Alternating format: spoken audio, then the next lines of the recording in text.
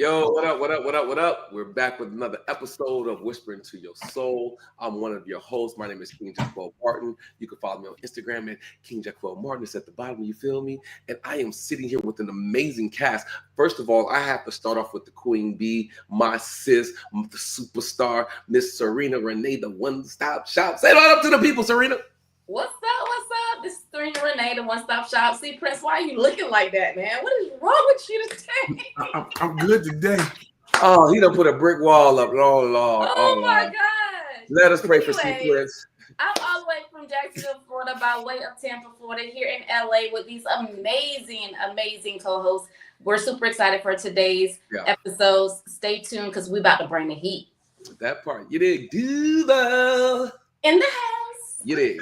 Next, we are here with Mr. Charlie Prince himself from the book of CeeLo. He goes all the way back before Genesis in the Bible.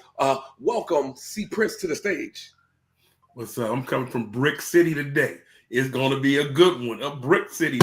That's it. Hands down. It's on. I think he thought that was a clever moment, so we're just going to let him have Brick City. Brick. I'm going bricks today.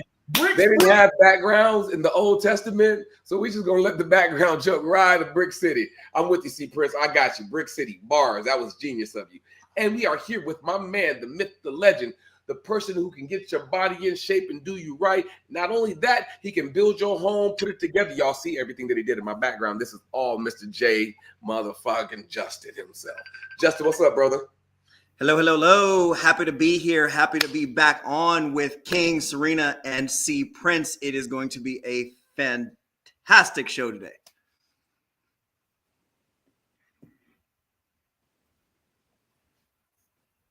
All right. So look, check this out, man. We lit. My bag about the little small delay or whatever else. We lit, little technical difficulties. But what I want to do is I want to get into these topics. How y'all feeling about these topics right now? We're going to start off with a little taste of this. But the only people that can go into space are black women, because we're the only people that have gotten along with every damn thing. That's the truth. Think about it. And then they drag us over here. We get sold by our African ancestors. We get purchased by our European ancestors. We get purchased again by our American ancestors. And we have babies. We have whatever it is they give us. And we name them and we love them. So you know, when we get to Mars and there's some Martian up there, they're going to do the same thing. We're going to find ourselves pregnant with some little Martian. We're going to, rub his little head and tell the baby, you all right, you're going to be all right. That's what black women do. We tried to teach that to the world. The world ain't listening, but that's what we've been trying to teach. It's a wonderful thing to be a black woman. I'm going to recommend it.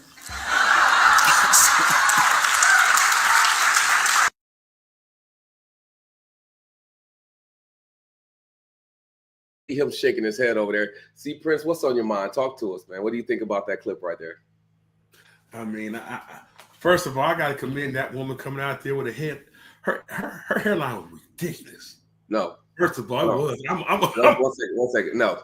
What we're not going to do is disrespect that beautiful queen. Wow. We're not starting up the show like that. Shout out to black women. You guys are beautiful. You guys are amazing. You guys are awesome. Thank y'all for standing up for us men, because if something goes wrong, we get shot by the police. Y'all are on the front line. You guys have been through everything, so we want to make sure that we praise you. We want to make sure that we honor you. We want to make sure we give you all the flowers that y'all definitely deserve. You feel me? Because without a black woman, we wouldn't be here anyway. So thank every single woman that has gave birth to every single man, and that's how we're gonna rock. We're gonna bring C. Prince back up because I had to put him in timeout because he was showing up. Go ahead, C. Prince. See, let me say something. No. No. You should have kept him on there. How you gonna talk about somebody's hairline and your hairline? Come on now. Don't do her like that. Listen, there's men and women hairlines. She got a man hairline right now. I'm gonna tell you. So them cowlicks are ridiculous. Understand this. Wigs in. First of all, that young lady is of age, and that was nothing but wisdom. And you're not going to disrespect someone's mother, sister, auntie on this show. You're not going to disrespect that woman. That's what you're not going to do. I say like this. I'm not disrespecting. I'm just saying I had to get past that person because she was speaking. Wait, You talk about slavery and Martians and stuff, and I can't talk about her hairline. What the hell is this? It's just a barbershop. I'm not joking. So understand this. What she said is true. You know, black women get along with everybody to the point they betray their own men. Huh? She's saying the truth. Yes. They do. You know what I'm saying? There's very few good black women out there that stay true. But you know what she said? She called black women a get along game. As long as the price is right, they good to go. That's what I took it as. You know, hey, she said it. I didn't. She said get along game. That's what the hell she said. She didn't say they had moral statues and stuff like that. She said they get along. They know how to. I don't know what little bit of corn he's had today. I don't know what got in his geritol or what he got going on. I don't know if it's Alzheimer's. I don't know what in the world happened with C. Prince today. But what we're going to do is we're going to leave him on timeout for a second because he's definitely showing out. You know what I mean? And we're going to go to the lovely Serena Renee. What did you think about that clip, love? It was beautiful. But I have a question for C. Prince. Oh, Lord. Do me one favor. I need you to turn to the side. Where's your hairline? Oh, where's your hairline? No, you can't talk about nobody. Oh my God! About their hairline if you ain't got one. Come on now. Listen, I have a hairline. Yeah. No, you don't. When I get edge up and stuff like that. But check this out. Again. Listen, my hairline is nice. This is a fade right here, tapered in. No.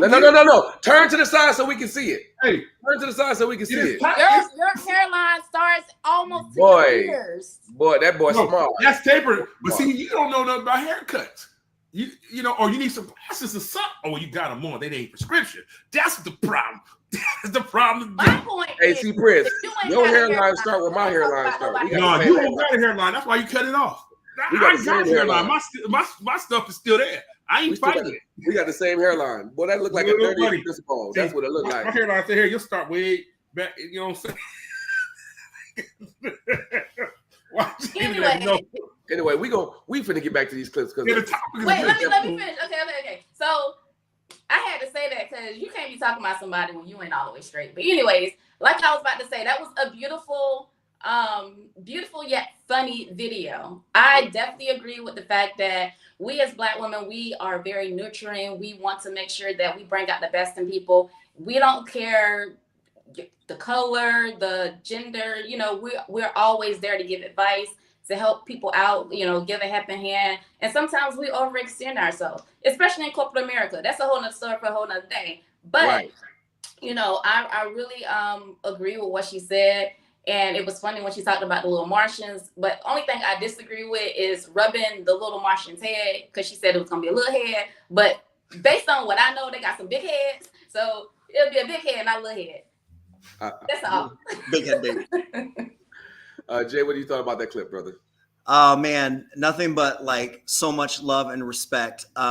She was speaking, you know, she had humor and confidence and was engaging, and I love that. I feel like so much of the time, and this is, you know, patriarchy and you know, and all that aside, so many of the times we try to, as men, try to instill what we think that you know, women should be, or how they should speak, or how they should talk, or how they should conduct themselves, even especially in a public setting. And I like that she seemed like she was very, she was very fearless in what she was saying, you know, jokes and all that stuff. So I love it. I love just that strong, fearless, you know, confident Black woman. Because like you said, we wouldn't be here. So I know I wouldn't be. So it's beautiful. I love it. And you know? and I love that she was able to put the humor behind it. You know what I mean? Because there's a lot of pain behind being a Black woman. You know, there's a lot of abuse. There's a lot of trauma. There's a lot of healing that also needs to just take place. And I know that sometimes we just don't understand, isn't it? We just don't get it because we were never in your position. And we always say that we want women to understand us, but understanding is a two-way street. And giving a person their flowers and being able to actually love someone through their traumas and their pain where they can actually feel vulnerable enough to feel like they can be themselves again, I think is so important. And I think that so many of our women need people that, if you're going to be in companionship, to be able to relieve someone from their trauma where they can feel comfortable and safe because they have a lineage of trauma. You know what I mean? I think that's sometimes what's missing in relationships between us or whatever. So I just want to make sure that I give y'all credit because I come from a Black woman. No disrespect to no other race, but to me, there's nothing better than a Black woman for me. That's just how I feel. You guys are amazing. You guys are the roses from the concrete, and you guys are continuously still pushing things to the limit. Because right now, if I'm not mistaken, you're number one in education. You know what I mean? You went from master sneaking into the chicken coop and taking advantage of you, making you raise their children while you raised your children and was being separated from your children, to being number one in entrepreneurism. You know, when it comes to college and education, you guys have came so far through all that pain, through all that trauma, and you guys are still amazing. So I want to make sure that I give you guys the just due that you actually deserve. What are your thoughts, C Prince? We're gonna give C Prince one more time. I'm gonna agree with everything you said. You know, everybody knows me. I'm a big supporter of sisters in the entrepreneurship. But the sad thing about it is, what we say doesn't reflect on what we do. Okay. You know what I'm saying? We're giving the roses all day on anything because we give them roses all the time. You see that? But when they run for things or do things, we undermine them. Hands down. So, I like you that. know, to give roses, roses die. You know what I'm saying? You give them diamonds, diamonds forever. We won't do it. Understand that. We will not support these women regardless of what we say out our mouths. If we can say, oh no, we listen. Regardless, you know what I'm saying? We had in this election actually showed and reflected. You got an educated, highly educated woman. And guess what? When you look at the numbers, Black men didn't support her. So here's my disagreement. I will not put that label on all men because there were. I didn't say all men. I didn't say all men. Oh, okay. I thought you were saying. I didn't say all men. All. Okay. Yeah, I said nah. So our actions speak different. You know that when it comes to supporting them, we can support them verbally, but our actions reflect different. Right. So yeah, they're gonna be the highest educated. They always been. When it was, they always been the cornerstone of our families and stuff. But at the same time, when we get to the position, we stomp them out. So we can roses all day. You know what I'm saying? They got this because they got enemies within. Understand that. They got enemies within. So they got to overachieve. And we can underachieve because guess what? They're going to pick us back up. Understand that. And that's how it's always been. I can agree to disagree, and I can respect the value of your point. I do think that men have to do a way better job of supporting Black women, period. Agreed. Because they're always on the front line, but when it comes to their rights, I believe that there's an accountability that we lack when it comes to making sure that they're taken care of, and that we do need to do better. That doesn't mean all, but that's something that we can do better, that we do need to heal from. But I do also agree that that comes with trauma from the Black Codes, Winnie Lynch letter, the syndrome of the virus that has been injected into our system of hating one another. But at the end of the day, no matter how much toxicity that they've tried to expose us to, no matter how much trauma that we've been through, at the end of the day, I can still sit here in my trauma and say, to me, there's nothing better, and back it up with my actions and words as well. So I do honor your point. I do understand that there are a lot of men that don't, and I want to hold my brothers accountable and say that we do have to do a better job as a collective of honoring and following through with our actions and our words when it comes to being accountable and responsible to our Black women. Agreed. Did you have anything that you wanted to say? Yeah, I don't want to hear what I got to say. Yeah, speak your mind. No, let's go to the next subject. Okay, no problem. So moving on. The suspect's attorney, Thomas Dickey, addressing the charges against his client while speaking to reporters just a few minutes ago. Take a listen. Listen, I haven't seen any evidence that says that he's the shooter. So that's like I said earlier, and I wasn't kidding around. A couple of things: if you're going to report something, report accurately, and remember. And this is not just a small thing. The fundamental concept of American justice is a presumption of innocence, and until you're proven guilty beyond a reasonable doubt. And I've seen zero evidence at this point. He said across the board he anticipates that his client Mangione will likely plead not guilty, as you said, to the charges there in Pennsylvania for that ghost gun and fake IDs that police said that they found on him when he was arrested, and that when those murder charges officially come down from New York, that they anticipate pleading not guilty there as well. He's saying he hasn't seen any evidence that his client is the shooter. He's saying he should be presumed innocent for now. And we know that Dickey. Well, there's a couple of clips that I want to play, so I'm gonna play like maybe 2 or 3, and then we get into our opinions. Hired just this afternoon. He's a private criminal defense attorney in that Pennsylvania area obtained by Mangione. He was by his side in that extradition hearing earlier today. This, of course, all coming after Mangione's arrest at that McDonald's in Altoona, Pennsylvania yesterday. And Dickey explained that he believed his client was entitled to bail and believed that the judge should have said it today.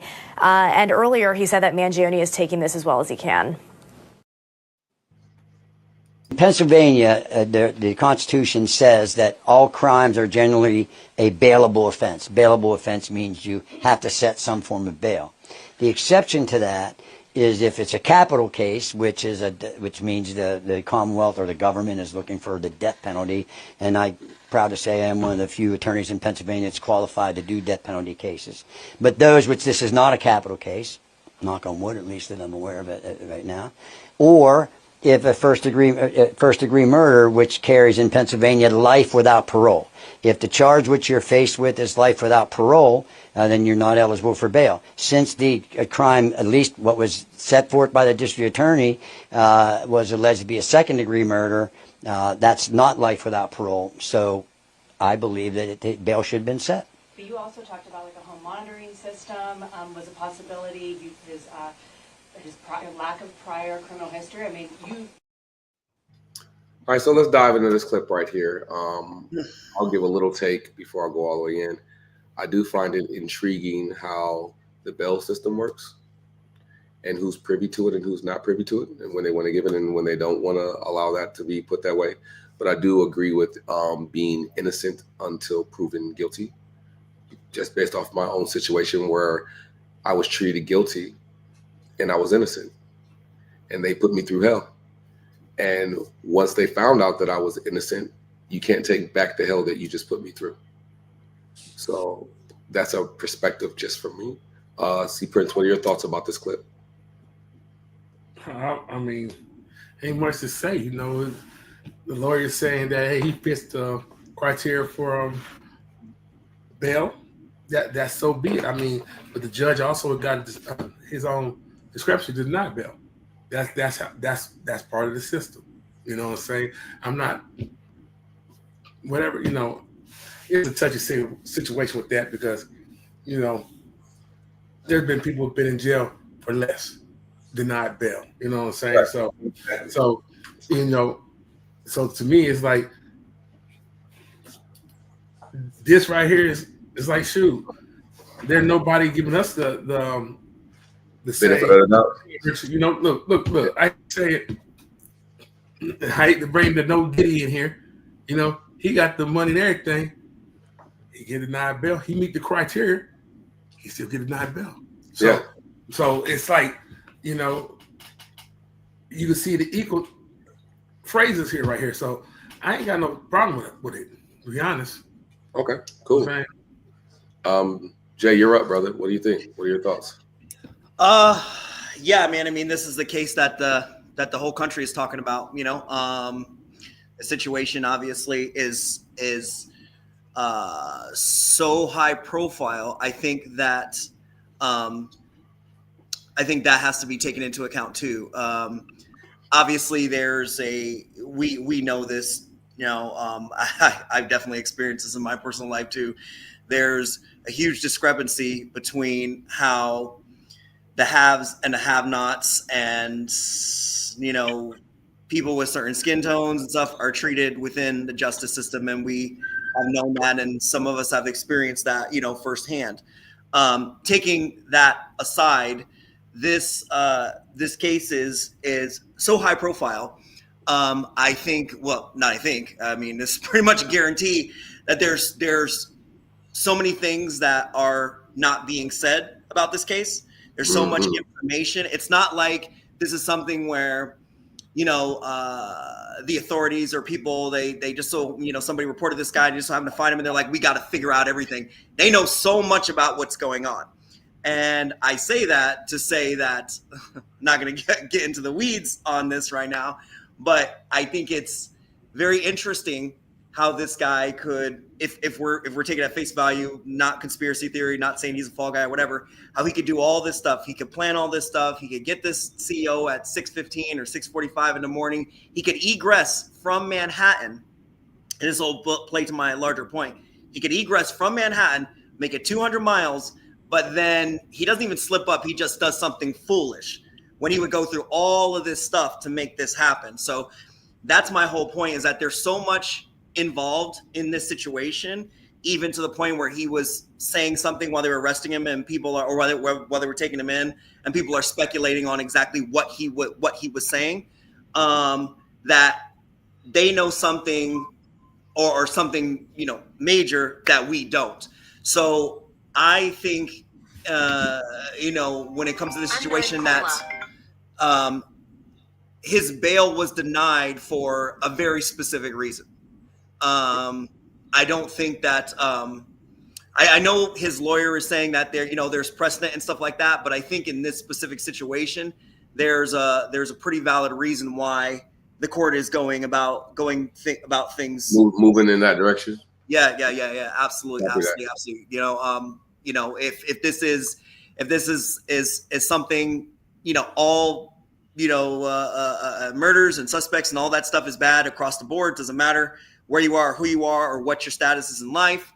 But when you have the public visibility of this type of situation, I think that that rings true as to why this is happening. And obviously more is going to come out. Okay, Serena, you're up. First of all, they need to free Mario cousin Luigi. That's number one.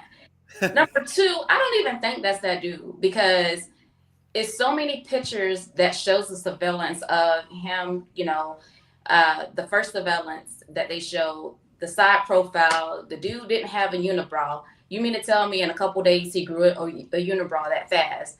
I'm no hair expert, but I know good and darn doggone well that hair don't grow that fast. Great point. That's number one. I'm a woman. We investigate stuff, right? So I'm sitting here looking at these pictures and I'm doing a comparison.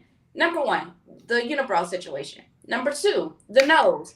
If you look at the side profile of what they shown, his nose was a little bit pointier. His side profile is a round nose. You understand? So to me, I don't think that's him. Then if you look at the picture closely, I don't even think that was a man. I think that was a female. You know what I'm saying? I think that was a female. So I feel like, based on when he got arrested, the first thing that he said, he didn't know where the book bag come from. Nobody's going to automatically say that. You know what I'm saying? Even if you're a criminal, you're not going to automatically think, okay, I'm going to say, I don't know where it's at.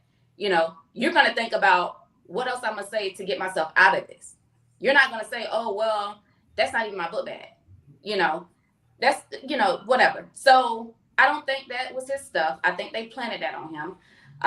The fact that he was the person who shot the CEO was very strategic on how he planned it out. He had a silencer. He or she had a silencer. You knew exactly the time of day to get this dude. Mm-hmm. You dropped off a book bag in Central Park full of Monopoly money. So you pretty much left a clue like, okay, y'all want to play Monopoly with our lives? I'm going to play Monopoly with you. He dropped off the bag. Great point. You feel me? So at the end of the day, if there's a book bag in Central Park, why is there a book bag on this person with all of the information that he had, the 3D gun that they said that he had, the IDs and the manifesto. Yeah. Let's get to the manifesto, right? Cook. I read the entire manifesto. Inside the manifesto, he thanked the feds. That's what the feds effed up at. You know why? Because that showed me that the person that killed the CEO did not write that. Why would you say thank you to the feds? I felt like just the verbiage in that whole manifesto, it didn't even sound like a person. It sounded like somebody in the agency of the government that wrote that to make it seem like it was this person. And that his agenda was to get this guy because of the healthcare, the PTSD of healthcare, of our healthcare in the United States of America. Right? So just lay the foundation, right? So let's get into the American people. Why is everybody celebrating? We ain't talking about Democrat, we ain't talking about Republican. This is something that all Americans agree on. Why? Because every month we pay for health insurance. Every year we pay thousands of dollars in health insurance, right? Yep. So you mean to tell me if I have an underlying health issue, or if I have to get surgery, or I have to get chemo, that you're denying my claim and I'm paying you every single month my money? And the fact that you're not paying for my anesthesia, so you want me to suffer even more, although I'm already suffering. So you have no remorse. So people in America had passed away because of the policies of American healthcare systems, right? So to me, the celebration of what Luigi did, I'm not sitting here saying, well, I ain't gonna say Luigi because I don't think my boy did it, but the person that killed the guy, the reason why he's being celebrated is because so many American people have lost family members. So many American people have went to the hospital in hopes that the hospital will be able to help them when they needed the help, right? Yeah. I've seen doctors, I've seen nurses talk about this situation online and said they understand why the killer killed the CEO of the healthcare industry.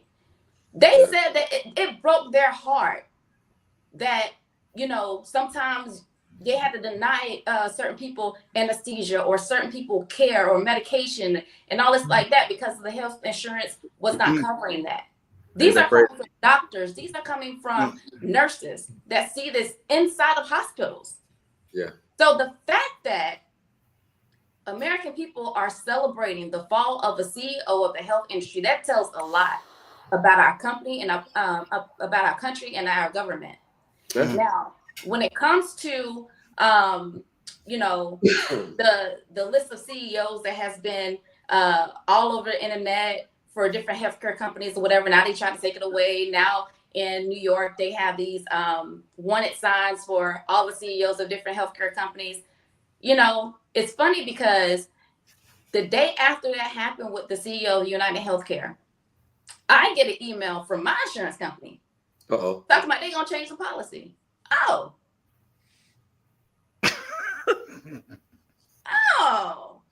so you want to change the policy because your friend got shot? Okay. So I'm like, okay, so I see some little changes going to start happening, right? But then I start seeing other CEOs from different companies beefing up security. What you need security for? If you're doing right by people, why are you scared?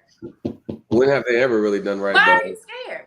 Yeah. Instead of beefing up security, use the money to change your policies and do right by people. Good. Because I guarantee you, any amount of money that their family, if their family have underlying health issues, they're going to be taken care of right then and there. That is a fact. So why not put that same energy into the American people? I think 2024 is going out with a bang, and 2025 is just set up to where a lot of things are going to change, you know, in our country, and I'm here for it. First of all, sis, I love that. That was a great explanation, and you're right. But my question is, it's amazing how in Germany, right? You know, healthcare is free. Yep. It's proven that it can be free. It's proven that people can be taken care of. So it only shows the value of what you think of us. as the people. Yeah. And what bothers me is we the people don't really understand the power of we the people. Because when you start affecting that bottom line, when you start affecting how you spend your money, when you're willing to pay the price to get the changes you want, things will change. Yeah. It didn't change until the young man lost his life. I'm sorry that someone had to lose their life in order for people to be treated right. But I have a question. How many people have lost their lives, right? Because they weren't able to get the health care that they needed. Yeah. You feel me? Just think about that. They're going crazy over one person and they're beefing up security. This is their defense. Hold on, this is about because they might get mad at me for saying this right here. They're beefing up their security for their wrongdoings or for how they don't want to be treated. What are we the people doing to beef up our security to make sure that we're being taken care of? Hello? Yeah. I might have said too much. That might be too deep. No. I think there's another element to this too, man. I think that this is okay. Oh man, the conspiracy theorist in me. Unfortunately, there's hey, the man lost his life. He has a family. That's, I have a heart for that, right? But there's another side to this. So this guy's being investigated for insider trading, right? Over $100 million, $120 million, or however much is not being reported, right? This is that's a movie plot. You know what I mean? Let me be honest with you. You have United Healthcare. You have this large corporation, right? There's an investigation for insider trading, well over $100 million. You got to look to the people to the right and the left. So just run with me here. This guy has, this CEO has enough information. Obviously, he's the CEO. He has enough information. This is all theoretical, but has enough information where he can take down this person, this person, this person, this person, this person in order to save his own skin, which he definitely will if you're talking about $100+ million for sure. He set up. This thing happens to him at right before 7 o'clock in the morning on a Manhattan street. I assume Manhattan's busy at 6 o'clock in the morning. I've never been there, but I assume it is. And ipso facto, all this stuff transpires and takes place. And this guy, Luigi, is the fall guy for this entire situation. And the reason why I think this way is because, and King and C Prince, you were in the military too. So you have a fundamental understanding of tactics and how to egress and leave a specific situation, right? So why, under God's hot sun, would you have, like Serena was saying, would you be strategic enough to get away with this whole situation? You know exactly where this guy would be. And they said that the suspect, the perpetrator, was actually laying in wait, that he was pacing up and down the street around the cars. So this was a plan articulated attack. This is a plan articulated assassination. So then if they're trying to pin it on Luigi, right? You go 200 miles to Pennsylvania and go into McDonald's, pull down your mask and start eating hash browns. Does that sound like something that a contract killer or a contract assassin would do? Does that sound like somebody would have enough foresight to plan this whole thing out and then go 200 miles away and say, I guess I got away with it. I'm going to go chill. Like, I watched a lot of different YouTube videos as soon as it happened, and everybody was saying this: whoever the suspect is has got to be out of the country immediately. He's got to be out of the country. The person is not here anymore, and I wholeheartedly believe that. So this was a targeted, very articulated, very planned assassination, and they're using this other guy as a fall guy, and that's, in my heart of heart, that's what I truly, truly, truly believe. Why they're using him as the fall guy? Why is he in this position specifically? I can't answer to that, but this shit is not on the up and up. It doesn't make any sense that it's such a contradiction as to how this whole situation would take place. Yeah. So it smells real fishy to me. Yeah, it's so crazy because they got somebody so fast, right? I think the fact that the person that killed the CEO embarrassed the NYPD so bad, they had to hurry up and found somebody. You know, just to say, oh, NYPD, we always own it. No, you're not. No, you're not. And at the end of the day, I just feel like, you know, the person that was at McDonald's, she saw Luigi and was like, I'm about to get this bag. Boo, you ain't finna get that bag. They ain't finna pay you because you didn't read the terms and conditions. So I don't know if she thought that she was finna get the money because she thought that he looked like, it's a lot of people.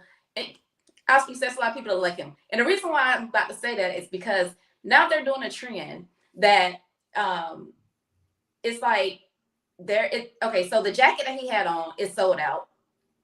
People are wearing a mask or whatever. It's people in New York. It was like a group of guys that all came together that tried to look like Luigi. So they can say, well, not Luigi, the guy that killed him or whatever, to say, oh, see, it's a lot of us that look like him. Yep. You know what I mean? Like, that man is living his best life somewhere. Yeah. You know, and I just feel like if these CEOs of any company, I ain't talking about just the health company, if they don't get their act right, you know, the greater your blessing is, the greater your fall. But it's how you're going to use your blessing, right? So, for example, the CEO of Costco, somebody came to him and was like, man, you need to raise your hot dog prices for more than $1. He said, I'm not going to do that. Why? Because I have loyal customers. I'm not doing that. Yeah. What's so hard about other companies doing that? Right? So if you're a CEO out there, always look out for your customers. Look out for your people, because they're going to be the ones that's going to thrive your business. And just like you see right now, the greater the blessing, you see how much money these CEOs of the healthcare industry is making? It's going to be the greater the fall. Nobody's seen this coming. Nobody's seen it. And the Bible says you reap what you sow. They killed so many people without even killing them. It wasn't them. It was a policy that they enforced that killed people, but the people's blood is on their hand. So now your family is at risk. How you feel about that? And The American people have spoken. This guy wasn't the vice president. He was the assistant. It was the CEO. Allegedly. This guy was the CEO. He was the top dog, the top man. So ain't nobody safe. Nobody. And let me just say this last part. I'm gonna be quiet.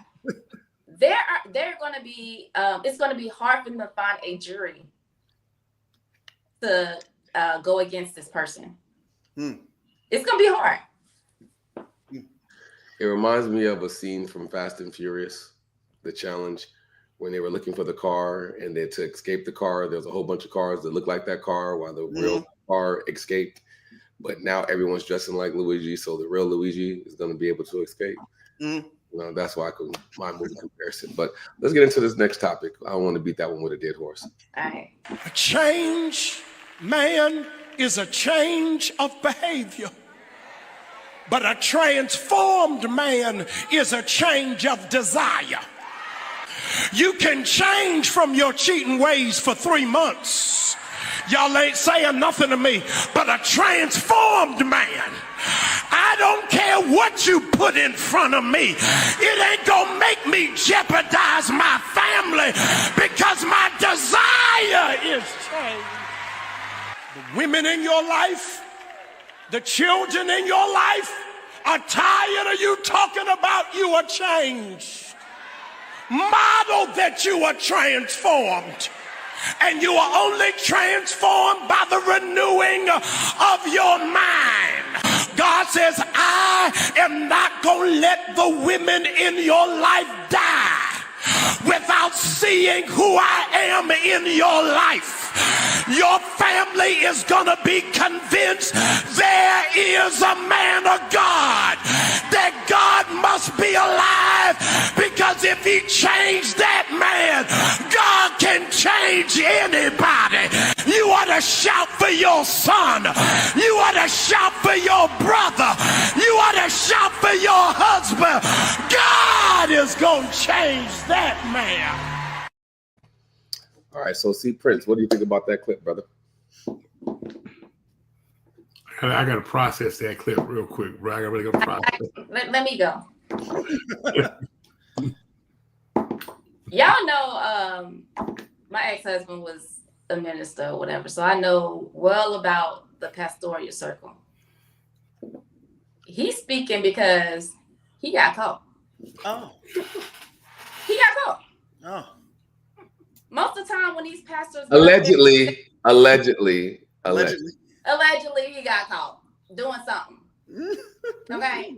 So at the end of the day, what I've noticed being in that circle, a lot of times when them people get up there and start talking about certain topics and they so passionate and they start using nursery rhymes, it's because they done did something.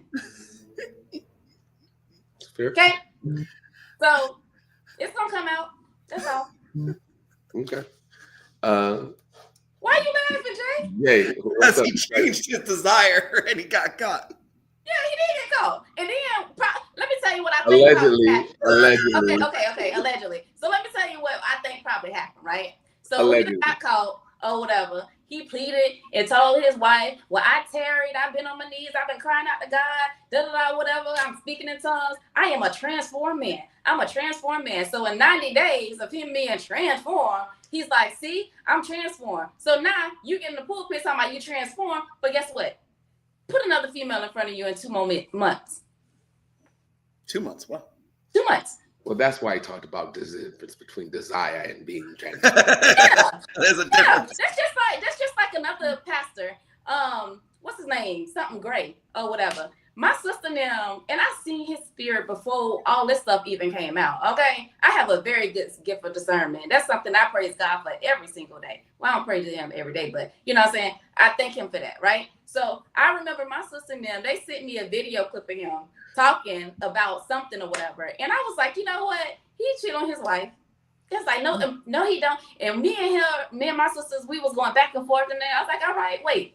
A couple months later, it came out. He had an affair with somebody and all this stuff and XYZ. But again, I knew that because of based on the industry that I was in and the people that I was around and how they carry themselves when they get caught doing something. So I'm telling you, allegedly, this man got caught. Hold on, Prince, you up? What's up? I see you over there cracking up. Look like you're processing. What's going on, Prince? Look, you know that was a fiery sermon right there about transform and change. I said it was fiery. It was fiery. I mean, I'm looking at him like, and I see all these men jumping up and giving a clap and stuff because guess what? Sometimes you telling yourself in church, you standing up because you're the one he's talking about. Yep. Understand this. Sometimes you ain't rejoicing. He's talking about you. You like, come on, preacher, help me get right. You know, help me get right. You know what I'm saying? And I say it to everybody, you know, if you don't have the willpower to get your own self right, you know, and lean on your higher being, and then a man gonna look at you and tell you that you need, or this is what you need to do is get right. I'm gonna tell you the story about how you could transform your cheating butt to being a saved man. I'm gonna put hands on you because you can't. Listen to this. You ain't put hands on me for nothing. Hands down, you ain't put hands on. Because guess what? All men are evil, regardless. You know they got evil ways in the tendency. You ain't passing nothing to me. Yep. Understand that? Yeah. You know what I'm saying? I tell everybody, you might pray for me. Hey, pray from a distance. You know what I'm saying? Because I don't know your spirit and you don't know my spirit. Our spirits might not intertwine. You know what I'm saying? My belief system ain't your belief system. You know what I'm saying? So a lot of times people are taught how to believe and stuff like that. And to me, like you said, allegedly, there's a lot of things going on in this church. You know what I'm saying? Because guess what? You know, there's a lot of things because certain sermons shouldn't be had in church. That part. You know what I'm saying? I learned that. I come from a whole background of preachers and deacons and bishops and stuff like that. So, you know, my faith is well founded. So I guess what I say just like that. So I understand what she was saying because, you know, I seen it happen. Certain topics is because something happened. You know what I'm saying? It might not be him, allegedly, somebody else. But guess what? It's somebody in the circle. The deacons. You know what I'm saying? So this to me is like, you know, it's a good message. guess what? Behind every message is the truth. Yep. Tell the truth where it came from. Yep. Don't say you sat down, because guess what? Preachers don't preach strictly for the Bible, because there wouldn't be no message. Yep. You just because everybody can read the Bible. You know what I'm saying? These allegories, these events that happen, where it comes from. Now, you would be truthful to me. Yeah. Don't say, well, there was a member. No, you sat here and talked about the member openly about his desires in church. You want to support him and his family? Come on, let's tell us. But guess what? They won't do that. Yeah. Because guess what? We don't shame members here, but you'll talk about their situation. I've seen it happen so many times where preachers get somebody go to a preacher and say, hey, I'm gonna tell you this, but I don't want nobody to know. Well, it's okay. What I do, I'm gonna do a sermon on this. So it's a learning lesson for everybody. Where's the lesson in that when there's no truth? Because you don't know who we're talking about and stuff like that. How you say it, the shoe fit where? Yeah. That what they say? Yep. There's another saying is, red hot. If there's no message, there's no show. Guess what? There's got to be a show somewhere. And that's his show. Put on somebody else's wrongdoings in front of the church. Make you feel that person's pain. But guess what? When they stood up, poof, poof, poof, all the men stood up. Because you ain't see no women around them. You see the women just sitting there like, looking around. Who we talking about? Who we talking about? So guess what? It's gonna be fire at somebody's house tonight. Because they be like, maybe, he was talking about that. You remember when you went out that night? Oh man. Hey. Oh yeah. It's going down. That's all I gotta say.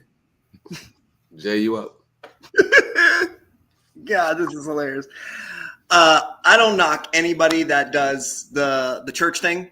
I've been to Baptist church, Southern Baptist church, spent a lot of time in Catholic churches, Lutheran, Pentecostal, and all points in between. It's the organized religion specifically is not necessarily for me, because I believe you can be spiritual and you can have your relationship with God without that. If somebody needs it, great, awesome, fine.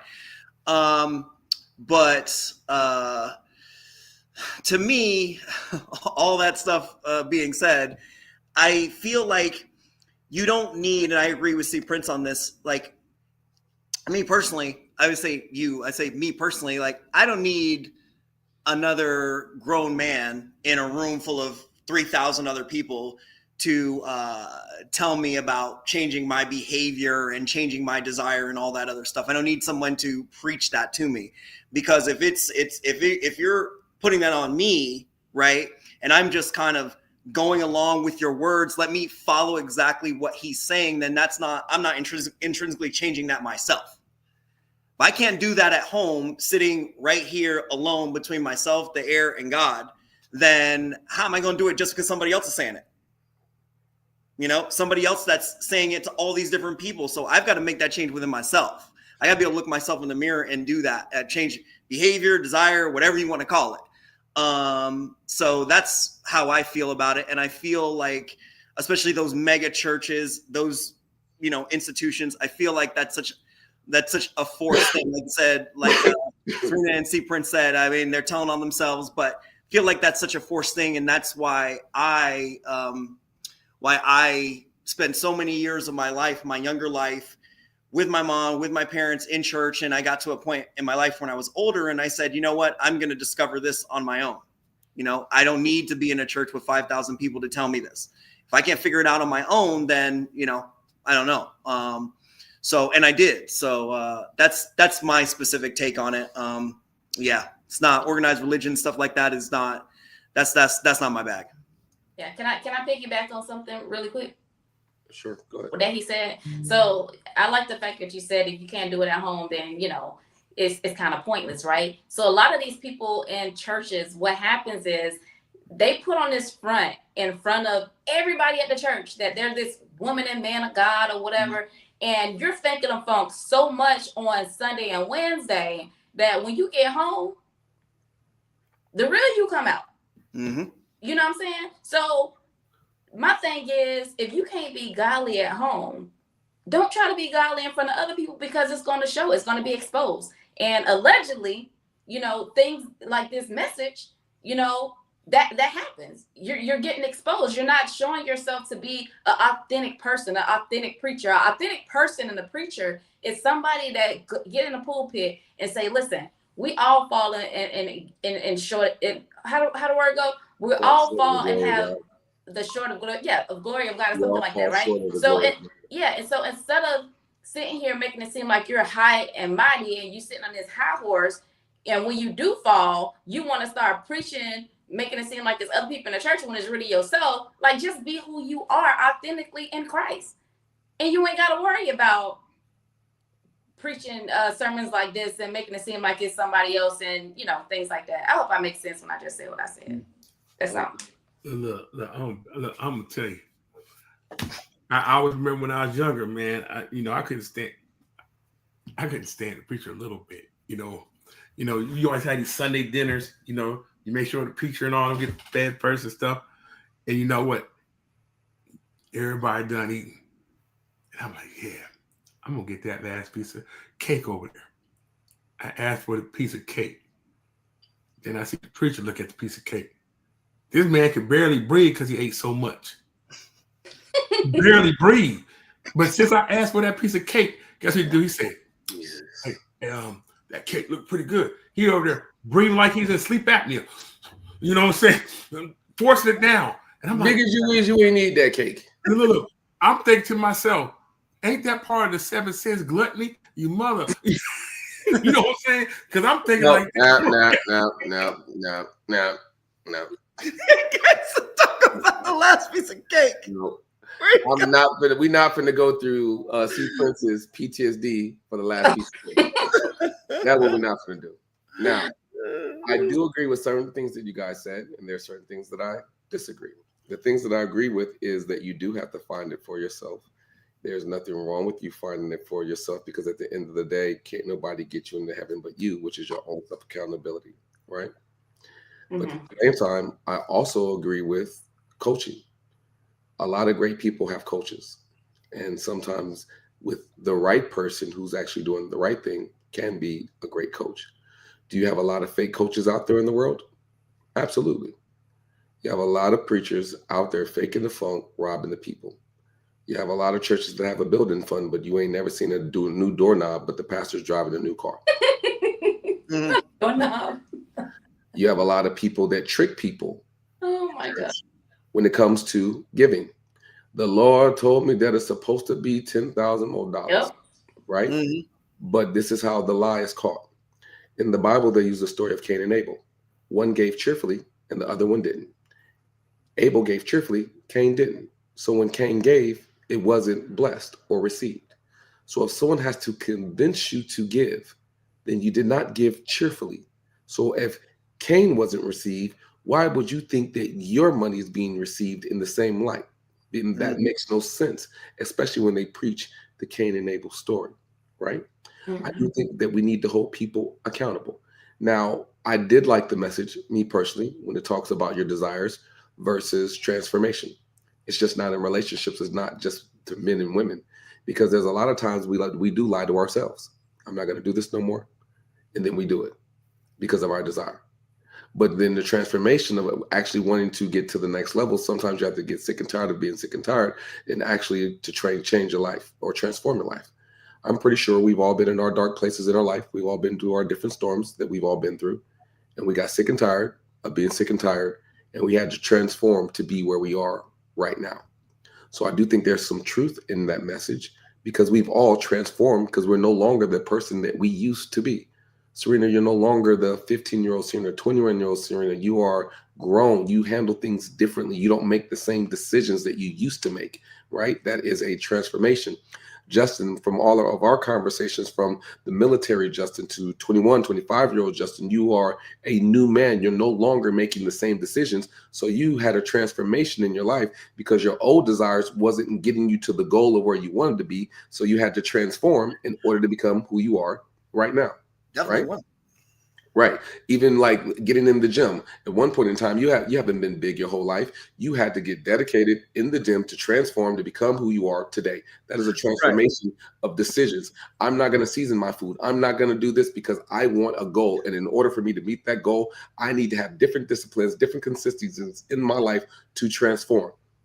See, Prince, you've definitely had transformations in your life because I've known you since I was 14 years old and was a little kid through my first heartbreak, right? So you were back there with the 12 disciples, Shadrach, Meshach, and Abednego, when you had to step in the furnace fires and Jesus came out and said, see, Prince, come out of there because you're a sinner. So you've changed in your life. So I just want to say I'm proud of you for the transformations in your life. Now, do we have fake preachers? Well, yes, we do. You're not doggone right. Sometimes we'll get up in church and we'll tell you what we want you to hear. We'll let you know a couple of things. We'll yell. We'll shout. We'll give a little bit in our speech to make it a little more dramatic. We'll let you know a couple of things. And when we think we're saying something, we'll get to shaking our head and we'll talk to you and we'll say, turn to your neighbor to get your neighbor to confirm the message that we said, to repeat what we repeated because you wasn't willing to do the work for yourself. Sometimes we'll talk about demons to scare you into situations that you don't want to do. Sometimes we're tricking, not letting you think that you got the access to Jesus because you got to go through a pastor to talk to Jesus, but you really don't. The truth is you should have your own relationship with trick you and tell you to come to church, but actually that's the sanctuary. And if you actually read your Bible, Jesus was turning up the sanctuaries because he said this is not a representation of my house. So people have been sinning in the Lord's house a long time ago because Jesus was up in there. You hear me turning tables over and says, this don't look like me and what I'm doing. So the question is, my brothers and my sister, do you have a personal relationship with yourself? Because if no one else can get you there, don't you have to get yourself there yourself and create a relationship? Yes, you can have mentorship, but make sure you're following up under the right mentorship and stop being sheep, because my people perish. My people perish. It didn't just say certain type of people, but my people perish for their lack of knowledge. And if you're dependent on a preacher to give you a little bit of knowledge because you're too lazy to go get the knowledge yourself, if you perish, when you open up that good book, he's going to talk to you. He's not going to talk about the pastor. He's going to talk to you about you and the choices that you made and your decisions and your laziness and your thoughts and your mindsets and your sins and how you chose to react to different situations that you were put into, because your character is defined by who you are when you're in the midst of your storm. Your character is defined then, because that's when we get to see who you really are, who actually showed up. See, transformation comes with a price to stay the same or a price to change. Your desires come from the flesh, the things that you want, the things that you think you want. But there's a big difference between wants versus needs. Do you know the difference for you? And can't nobody tell you the difference for you, because you have to know thyself. The question is, do you spend enough time with you to get to know you? Or are you dependent on someone else just to coach you all the time because you don't want to do the self-work yourself? See, because anybody can give a good message, but guess what? Faith without work is dead. So you can believe in everything that I just said, but if you don't get up and put the work in for it to happen, you're going to perish. Because at the end of the day, you got to be willing to put in the work. What is wrong with you? He really went for that. But check it out. That's our show. I am your host, King Jaquel Martin. I hope y'all had a little bit of fun with us. I hope y'all, are able to decipher what you need. Sometimes you got to throw away the things that don't fit you. And if there were certain points that did resonate with you, keep that. None of us are all right all the time. We all have our own flaws. We all have our own sins. But if we were able to enlighten you, to make you want to look in the mirror and question yourself about certain things and thought process, then own that. Be accountable to yourself. Be accountable to your ability. Accountability, accountable to your abilities. Responsibility, the ability to respond. The question is, will you? And only you have control over that, because it's your free will. That's all I have today. Serena, do you got any final notes? I do. So, thank you guys for tuning in today. I hope, like, King said, we touch bases on something that, you resonated with in reference to the whole, believing in God and the churches. Know God for yourself. Don't listen to these pastors, man, because most of these pastors flaw anyway. So we fall down, but we get up. Hey, I'm not going to do that. There are some good pastors out there, and there's some liars. Yeah. Some straight up liars in the pulpit. Many. Period. It's a lie. And you have to decipher for yourself, just like you have good people and bad people. You have to decipher who's what. But one last thing, there's no such thing as a perfect person. So why would you think a pastor's perfect? Mm-hmm. A pastor has his own flaws. Even though he is guiding his flock, he still has to, be accountable for his own sins and his own flaws. Mm-hmm. So just because you're in the position doesn't make you Jesus, God, or perfect. You still have your own storms that you deal with. You're just the one delivering the message. And if you look at slavery, not all, but some pastors were manipulated to trick the masses to control them. Okay. Well, my thing is, before, I know we got to end this, but I hear what you're saying, King. But at the end of the day, in reference to the pastor coming in and saying, oh, I need you to do this, do that, or whatever, just be 100. You know what I'm saying? Most of these pastors, the problem that I have with them is the fact that you make it seem like you're better than everybody. That you got a mansion, you driving a Rolls Royce, you doing all this. Teach your congregation how to do that. You know what I'm saying? Be real. Be open. You know what I'm saying? Like, I don't like the fact that, they make it seem like they don't have flaws. And then when they do have a flaw, the whole church is in shambles and they clutching their pearls. They should be clutching their pearls because they should know that you are a person outside of being a pastor. That's all I'm trying to say. Mm-hmm. I will 100% agree. Justin, any final thoughts? Yeah, fantastic show. A lot of insight, and just be accountable for yourself. Don't be a sheep. Read between the lines. With everything, nobody controls you but you. Love that, brother. So when somebody tells you something, obviously speaking on the church, but just in life, question everything. Doesn't mean that you're a jerk or a bad person, because you're getting this information from this person or this source here. Just research it for yourself. Look into it for yourself. Yeah. Can I say one thing? Lord Jesus, we're trying to end the show, y'all. This is a real topic. Let me end the show. All right, this is the last part. So I like what he said when he said, no stuff for yourself, right? And the reason why I wanted to point this out is because I remember when my sister told my daughter that it was somewhere in the Bible that it was a guy that lied and God put a mosquito in his throat or a net in his throat and he choked, right? And I was like, that is not in the Bible. So at the age of 7, I had to teach my daughter to learn the Bible for herself. And since that happened, but since that day, she has been learning the Bible for herself. So yeah, even teach your kids to not listen to just what anybody say. Right. Question everything. Yeah. Okay. Ain't saying nothing else. See, Prince, go ahead. Well, they talked on the Bible and stuff, so I'm going to talk on them dang flowers. That's what I'm going to talk about, them flowers. Oh, yes, it's going down. Look. What the hell? What flowers? When you talk about giving people their flowers when they're alive and black women can eat their flowers and stuff. No. Yeah, that's what we talk. Well, yeah, you're going back on mute. We're not doing that. So, everybody, I just played some. What? Go ahead.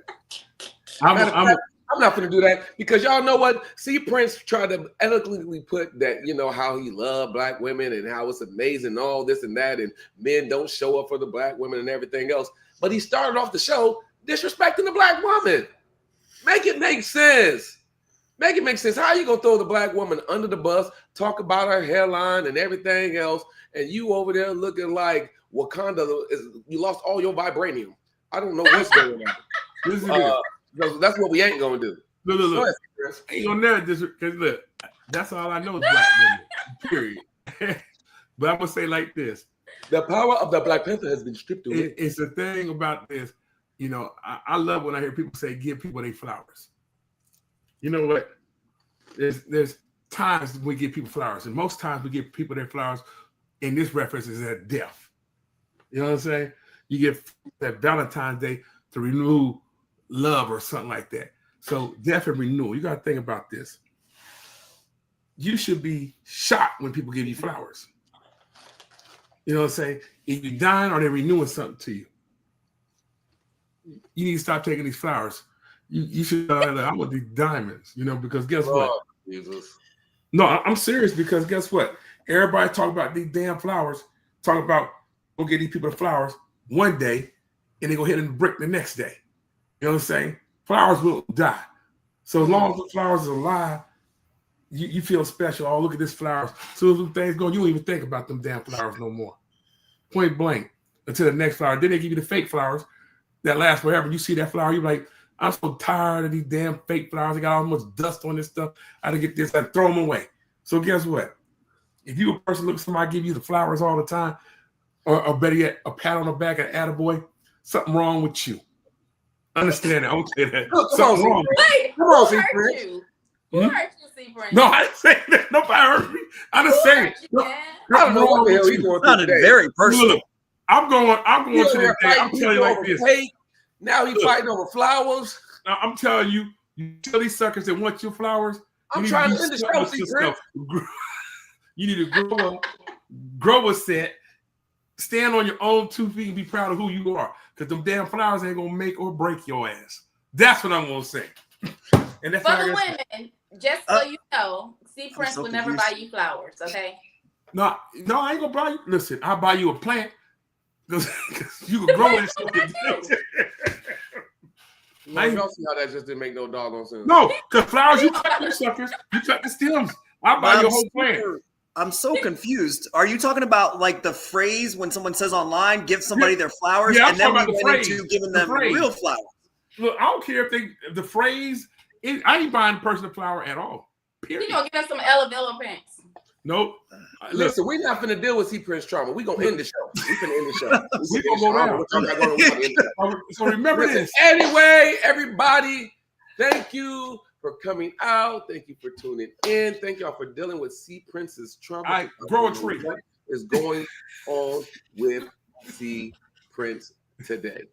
Thank you for coming out. Y'all get to see the beautiful, the lovely, the amazing, the queen of the red carpet, Miss Serena Renee. She is definitely a one-stop shop. Serena, sign off and give the people your Instagram, please. Thank you guys for joining in today. I'm Serena Renee. You can follow me at Serena_813. That's SARINA_813. That part. Next up, if you want to get in shape, you want your home to look immaculate and beautiful, please tap in with this brother right here, Mr. Justin, Mr. J. Tap in. Please give me your social media. Yes, Marvel, lifelong comic book fan, 00784 on IG. Film and fitness, you know, I'm an expert in both. Love it, love it, love it. Y'all know how black people, we just so extra. Marvel, first comic. Before the MCU. Double O Negro. And why we always sign off like that? Marvel, first comic. Oh my God. 84. You can find me at Marvel because I like comic books. Double O Negro, 84. All right. I see Prince. Go ahead and sign off, brother, man. Sign off. Talk to the people. I don't know what you got going on. I don't know what type of hooch you drunk today. You know what I mean? But you have some things going on. So can we please I got a lot of things. I don't know what's going on today. Look, I ain't gonna read all that stuff. You see it on the screen. That's what you get. I ain't read. You can. Why is he angry with the people? You can contact me. You want to, or you don't.